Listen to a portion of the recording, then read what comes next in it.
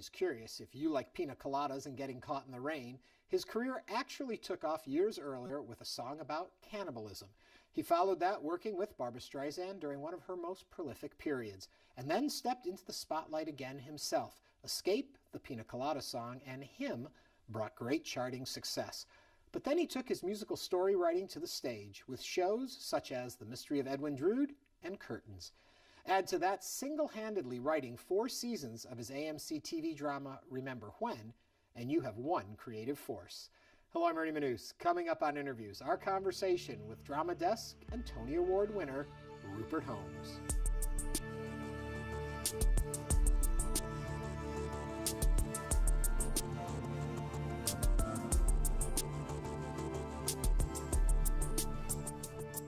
So when did you become Rupert Holmes? Around when I was 19, I think. No, when I was first in the music business, which was the late 60s, if your name was David Goldstein, which is what my name was, Right. People said, "Oh, and what will be your name?" You changed your name. And so therefore Bob Zimmerman became Bob Dylan, and Carol Klein became Carole King, and I became Rupert Holmes. I first was Julian Gill for a year. Julian was my middle name. I'm half British, and Gill was a family name, and I was very comfortable with that. And then a publisher had paid me $50 a week to be the mail boy and songwriter for the company. And I learned, had I just been the mail boy, I would have made $75 a week. I was actually paying for my privilege. And I said, I can't do this. I can't, I'm getting an offer to work. And so he took out a big ad in the trade papers saying, "Do not hire Julian Gill. He is solely and exclusively the property of my company." So I thought, well, I guess I'm going to have to make up another name. And but I had always identified with my British background, and I wanted to pick a British name. My mother had always loved a poet named Rupert Brooke. And the Holmes was easy because I always wanted to be the illegitimate grandson of Sherlock Holmes. So Sherlock Holmes was the epitome to me of everything that a mind could aspire to, even though he was fictional. So Rupert Holmes it was. So how long after that happens do you embrace it? When do you fully become him? I think the funniest thing that happened to me was when my mother once introduced me to a friend. And as I mentioned, my original name was David. She said to a friend, "This is my son David, Rupert Holmes." And I thought, I think it's taking. Yeah. It's taking.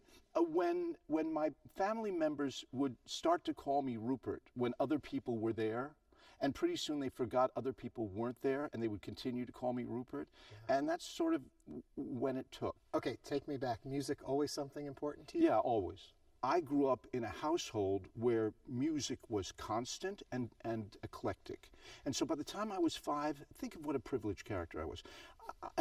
What everyone has is a ringtone, Mozart's 40th Symphony, da-da-da-da-da-da-da-da-da. I knew that by heart, the whole symphony by 5. I knew Jimmy Lunceford, I knew Duke Ellington, I knew the whole repertoire. And I thought all of this music was contemporary. I thought all of it, I thought Benny Goodman and Ravel and Debussy and the Everly Brothers were all happening at the same time. So I became this equal opportunity enjoyer of music. Yeah. We were very poor, and my father knew that if I was going to go to college at all, I would have to go on a scholarship. We simply didn't have the money. And so he had to make me good enough to get a scholarship into music school. So the one instrument he could make me good on was clarinet, and I became a pretty damn good clarinetist, and went to Manhattan School of Music, which is one of the 3 top music schools around on the East Coast, as a clarinet major. Hated the clarinet. Small problem about being great. That's my major, and I can't stand the instrument. I've since come to love it and write for it very happily, but I don't like to play it. Yeah. The idea of that reed vibrating in my mouth is just makes me crazy. But I taught myself piano, and the Beatles came around when I was in high school, and like every other person on the planet, I wanted to be one of the Beatles. So I started writing songs. So it was always, but I was originally going to be a classical musician, but I wanted to write music that anybody could enjoy, and that no one had the right to say, "Oh, well, you don't know enough about that music to enjoy it." And what I love about pop music is that the pop is short for populars and populist. So I very quickly found myself wanting to write pop music with some of the knowledge I had from my classical background, but I loved also telling stories. And I kept thinking, how can I want to be a writer, I want to write music. Mm-hmm. How can I have my cake and eat it too, which is actually not a bad goal if you're going to have cake. Right. Having the cake and not eating it sort of defeats the purpose of acquiring the cake in the first place. You know. Right. And I thought, maybe I could write story songs that were either character sketches or told actual vignettes with a plot and maybe occasionally a twist ending, and that would be my way to do both things.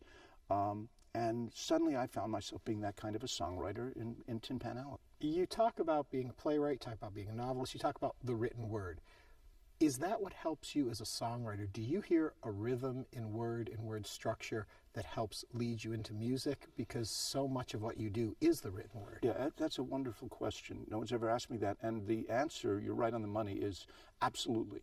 The spoken word has its own music. Someone once asked me if Glengarry Glen Ross, the play by David Mamet, obviously, whether you could make that into a musical. And I said, it is a musical. Mm-hmm. The way those people talk is music. It's just that there's no one playing an instrument. But their language, Humphrey Bogart, anytime he had to say a pronoun, he would repeat it. He'd say, but I wanted to go there, but she said that I wouldn't. That's his music. Yeah. I wrote a play about the life of George Burns, and for the period that I was writing it, I had to acquire a stammer, because a little like Bogart, George would say, I told Gracie that I thought Harry Von Zell would and that's his music. So if you're any writer that you read is a bit of a composer, if they're good, and you should hear their voice. Okay, I'm going to take you back again. Yeah. And Timothy, is it a mule? Is it the other minor? One of the age-old questions, and there's about 3 people in your audience, amongst the millions who watch, who actually know what we're talking about here. Yeah. So maybe I should have to explain, maybe or do you want to explain? Well, Timothy, a song that you wrote back in the early 70s, 71 maybe it came out. Yeah. And it was a popular song. Yes. It was kind of a hit, and it's a song about cannibalism. Yes, it was. We assume. I'm really proud, and I'll give you a definitive answer here for the first time ever on camera. But I do want to explain. I'm actually, as the years go by, extremely proud of having written a song, that song that I did on the theme of cannibalism. And there's a reason for my pride. Okay. I look back now as an older man and think about this young boy struggling to get into the music business. I was, 20, 21 maybe, and I was telling people I was in the music business, but the music business had yet to learn this. There was about 2 or 3 years before they found out I was in it. Yeah. And I was sitting there saying, I don't know how to get ahead. I don't know, I was doing every job anyone would let me do, any job in music. I wrote the lead sheets for the Swan Silvertones and the Five Blind Boys of Alabama. I did the marching band arrangement of Oye Como Va by Santana for the Super Bowl. I wrote the high school band arrangement of Hair. If anyone in your audience ever played selections from the musical Hair, that's my chart. I did the Charlie Pride song folio. I did the piano, but anything that anyone would let me do. But I was struggling to find a way in. I knew a guy who came to me, a terrific engineer named Michael Wright, and he came to me and said, I've got a recording deal with a group out of Wilkes-Barre, Pennsylvania, called the Buoys. They have a deal to make one single, 145. The label doesn't even know they're on the label. They're just doing it as a niceness to me because I work as an engineer there. What do I do? I've got one shot at having a hit with this group. They're not going to make an album. They're not going to make a follow-up single. One shot. I said I would record a song that gets banned. And he said, what is the logic of that? I said, if you write a song that gets banned, you'll be able to go to other labels and say, there'll be controversy. You'll say, I represent that group that got banned. They would have had a hit if it hadn't gotten banned. Would you like to sign them to an LP deal? He said, I kind of get that logic. He said, could you write a song that would get banned? I said, well, I'm not going to write about drugs. I'm not going to write about sex, and if I write about anything really controversial, it'll just absolutely not be played. I've got to find something that could sort of be played and sort of not be played so it would start to serve the purpose. At that time, I was among the any job that I would do in the world. I was working on an arrangement of a song called 16 Tons, originally recorded by Tennessee Ernie Ford for a producer named Jeff Barry. And I was in my home, and I had a guitar. I usually write on the piano, but in this case I was playing guitar because it felt like that kind of record. And in the other room is a cooking show called The Galloping Gourmet with Graham Kerr. And it's a long story. Are you okay with this? I'm okay with this. Okay, all right. So I'm doing the arrangement, and I've got a good guitar groove going, and I sing the lyric, and it goes, some people say a man is made out of mud. A coal man's made out of muscle and blood and skin and bones. And the cooking show's on in the other room, and I think muscle and blood and skin and bones, it sounds like a recipe. Bake in a moderate oven for 3 hours, topped with Miracle Whip. So I think mining, trapped in a mine, cannibalism, and I started writing a song about 3 boys who were trapped in a mine, and when they're pulled free, one of them is missing. They don't remember what happened to them, but they know they're not hungry anymore. And I thought this could be what we're looking for. And sure enough, the song, the boy who's missing is called Timothy. And the record would get played. It had a really good beat. It sounded like Creedence Clearwater. And kids would love it. And then the DJs would start listening to it. You know, like maybe people don't listen to lyrics much. They'd say, is this song what I think it's about? Oh my gosh. And they'd pull it off the air. The kids would call and say, why aren't you playing that? And they'd say, oh, it's disgusting. We can't do that. And all you have to do is tell a kid it's disgusting, and they'll want to hear it. And it went up the charts in Billboard like 3 digits a week for over a year, finally got to like 17 on the charts. The label, trying to get from 17 to 1, there were still some stations that wouldn't play it.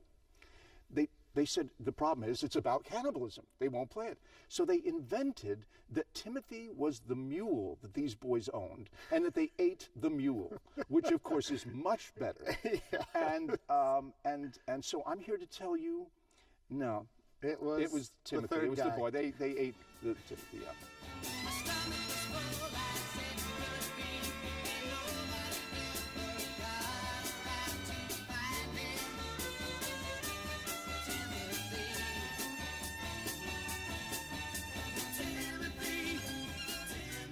Then you write for the Partridge Family. Yes. Kind of a it's departure. A natural progression. Obviously. From cannibalism to David Cassidy. Yeah, theirs isn't about cannibalism. It was a treat, actually. I mean, someone said, I think I can get a song on a Partridge Family album if you can write it with me. So I decided that was my new writing partner. And then I mainly wrote a song, which was going to be released as a follow-up single, and was fanfared on the album cover as like sort of. But Echo Valley. It's called Echo Valley 26809, and actually one of the prettier tunes they ever recorded. And it was kind of funny, because I made a demo of it to show the Wes Farrell, the record producer, how it would go. And when the record came out, I hear David Cassidy doing his impression of me, and he's never met me. He just sort of copied the phrasing from the demo, and that was like this ridiculous feeling. I thought, wow, the world's hearing this, and I really sort of am in there a little bit. Are you waiting? I got to know. Echo Valley 26809. I gotta call that number one more time, 'cause I just to know if you're still mine. We're going to jump ahead because then you hit with Escape. Yes, okay. I have heard a very funny story about how that song came to be, and I'll let you tell me and it's the Pina Colada song. Yes, everyone knows the song was called Escape originally. Everyone calls it the Pina Colada song, and 35 years later, people still know it. It's amazing. Blessing or a curse for you? Both. But as I get older, honest truth is, Ernie, blessing. Yeah. Blessing. Every songwriter wants to know that he wrote a song or she wrote a song. That if you get in the back of a taxi and somebody says, what do you do for a living? And you say, I write a song, and they say, anything I might know. It's so terrific to be able to, and they say, you wrote that. The way Escape came about was that I was just doodling on the piano one day, And my office by that time was on Fifth Avenue, and I was looking out the window. I saw nothing but Italian designer stores. And I started just, in my head, I went, Fiorucci, baby, with your new Gucci shoes. Poochie, poochie, baby, Gucci G's, Gucci goos. And this kind of insistent theme stuck in my head. About 6 months later, I have to come up with an up-tempo song on my fifth album, Ernie. And so I write a song that goes, people need other people. I believe you will find, like that. We do one take. Now, usually when you go in the studio, you do a take, and then everyone goes in the control room to hear a playback, so you can say, oh, no, the drums should be that way, and this is. So there's always that first take you do that's sort of just a dry run. So we did a take of the song called People Need Other People, went into the control room, and listened to it, and I said, oh, no, that's very, very sloppy. We can do much better than that. So I had to come up with something by the morning.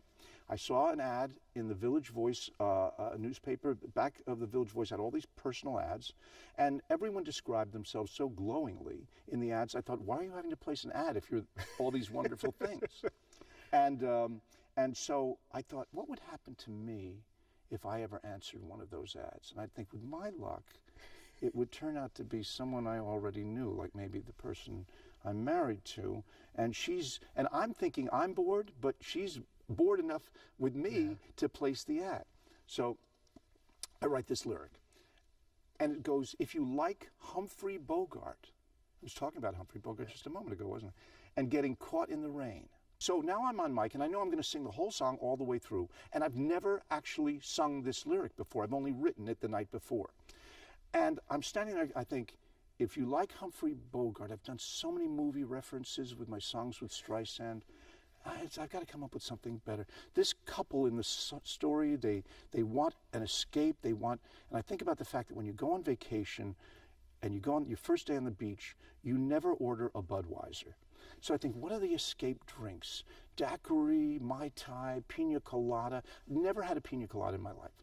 I thought, if you like Humphrey Bogart, no. If you like Pina Coladas, that'll work. So I sing the song all the way through, and the vocal you hear on that song is the absolute first time any of those words ever came out of my singing mouth. And all the phrasing, in real time, I'm having to figure out how to squeeze a lot of words into, like, so when you get, I got to meet you by tomorrow noon, right? That's me confronting the fact that I've got too many syllables and I've got to squeeze them in, or I am into champagne, the triplet, that's me just kind of winging it. And when I went to try and do a proper vocal, I couldn't get the energy and excitement that I had that first time singing it. Yes, I like pina coladas, getting caught in the rain. I'm not much into health food, I am into champagne. I've got to meet you by tomorrow noon, and cut through all this red tape, at a bar full of valleys, where we'll plan our escape. And the record label came to me and they said, Rupert, we've got a problem. This record is on fire. It's jumping from 80 to 60 to 40 to, it's going to be 17. And they said, and you called it Escape. And everyone's asking for the song about pina coladas. Could we call it Escape, parenthesis, the pina colada song, close parenthesis? And I said, compromise my artistic integrity? And they said, if we don't do this, it's not going to be a hit. I said, okay, so it's the Pina Colada song. The song we hear then, the original song, is your first vocal take? That's my first take. That's take one, and not only take one, but I never sang it at the piano for anyone. I wrote the lyric on my kitchen table the night before. I went to the studio. I had the pre-existing track. It was not recorded with it being the Pina Colada song, and I said, wow, okay, just let it roll. So I think part of what people like about it, there's kind of a youthfulness to it still, and a kind of energy level to it. And it's because you're hearing me sharing it with another person for the very first time. Then you move more into musical theater. Yeah. And you do Edwin Drood. Yeah. Amazing success. If I have it right, you won the Tony Award for book, lyric, and music, and the only one to win all three. Yeah, it was the first time anyone ever did that. Yeah. What was it that drew you into that story? I mean, you're taking a Charles Dickens that hasn't been finished. Yeah. And you decide this is going to be great for the stage. Well, I thought I thought the novel might make an interesting musical. And as you correctly say, Charles Dickens died exactly halfway through writing it. He wanted to write a blockbuster mystery, but he died and he left no notes as to how this mystery should end. We don't know who done it in Charles Dickens' version. And Joe Papp had come to me, the legendary producer of Chorus Line and so many great shows. And he said, you know, what you do in your songs is musical theater. Have you ever thought about writing a musical? I said, Joe, I've had an idea for like 10 years. And I said, it's based on a novel that Charles Dickens never finished. And he said, and you're going to make a musical out of this. And I said, I think it could be a great musical. And he said, but what do you do about the fact, are you going to be Charles Dickens? Are you going to tell people you know how he meant it to end? I said, no, I think the absolute height of theatricality would be if I could find a way to write it so that the audience at each performance votes on key questions in the plot. And I've written it so that there are hundreds of possible combinations of endings, different lyrics, different dialogue, 36 possible pairs of lovers who could have a happy ending. It will be the absolute distillation of everything that theater is about, because every performance will be different. And of course, in theater, every performance is different. But with Edwin Drood, The Mystery of Edwin Drood, it's built into the show in a much more detailed way. So the point is that there are over 450 different combinations of endings for the show, and when you go to see the performance, not only do you not know how the ending will be, but the performers themselves don't. With all the time you've spent with the book and the research and the writing and all that goes around putting together a musical, do you think you know what the real answer was going to be? I have done a lot of research. I did a ton before I wrote the show, and then in the years that have gone by, I've always been interested in other people's theories. But with all the investigation I've done, I think that if Charles Dickens had lived to finish his novel, The Mystery of Edwin Drood, then Robert Louis Stevenson would probably not have written Dr. Jekyll and Mr. Hyde, because they're both stories, I think, about murderous split personalities, which was an unusual idea back then. The word schizophrenia did not exist. Yeah. And so I suspect that the murderer that Charles Dickens had in mind was the fiendish choir master of Cloisterham Cathedral, John Jasper. Yeah. You come to me with so much joy and enthusiasm, and I love your work, and your work is brimming with it. And I wonder, there was a very dark period in your life that followed. You lost a child. No. How does someone keep then this joy in their life? How did it not derail you to the point that you couldn't continue to do what you do? Because I would think that's a very difficult thing to get through. Yeah. Well, my daughter Wendy died unexpectedly when she was 10 years old. And there was a period of my life where I didn't know how to go on, but I had another child that was on the way, and I had no choice but to find a way to keep going. And I was sitting in a room. I had attended for many months to just sit in a room alone, and I didn't know what to do. And in the other room was an episode of the Mary Tyler Moore Show someone was watching. And there was a joke on the show. And it was a very funny joke. And it made fun of a character. The character was making fun of themselves. It was self-deprecating humor, which is lovely. And I reflexively laughed. And I thought, I just laughed. If I can laugh, I guess I can probably live. And I was so grateful for that comedy to continue to exist. And I've come to feel in that moment and since then that tragedy is what we all inherit in our lives. All of us are going to have tragedy in our lives. And if only the fact that life is much too short, even though we're so lucky to get so much of it. Tragedy is what we inherit. That we've been given that. Comedy is what we invented to live with that. I don't know any other species that has comedy. There is no evidence that there were pterodactyls and Tyrannosaurus rexes that did impressions and did comedy. Even dogs, they may smile a little bit kind of, or dolphins may have that grin. We don't know if it's a real. But we're the people that invented laughing at our pain and finding a way to rise above it and endure it. And so at that point in my career, it was just after The Mystery of Edwin Drood won all the awards. So I was at the top of the world, and suddenly my life was shattered by her life being ended. And I thought, well, I don't know how happy I can be all the time, but if I could maybe make other people happy and do things that distract them from the set. I've said since then, if I can write a song or put a joke in a scene that makes you forget that you have a dentist appointment tomorrow, then my life has completely served its purpose. That to me is a meaningful thing to do with one's life. We think comedy is not the serious part of life, but it's the crucial part of life. It's what we do to endure. And so I approach everything to this day with great enthusiasm and trying to find all that there is in life to laugh at, and or try to make audiences laugh for a while. And there's no drug on the face of the earth that could ever give me, I know for a fact, the sound of an audience, 1,000 people laughing at something I wrote in a room somewhere, and I feel the wave of that laugh, and it just feels so good. Yeah. Well, thank you for making us feel so good for so many years with so much amazing work. Oh, thanks. Truly a joy. Thanks. Rupert Holmes. You like pina coladas and getting caught in the rain. If you're not into yoga, if you have half a brain, if you like making love at midnight. If you'd like to learn more about our guests or watch other episodes of Interviews, visit our website at houstonpublicmedia.org/interviews.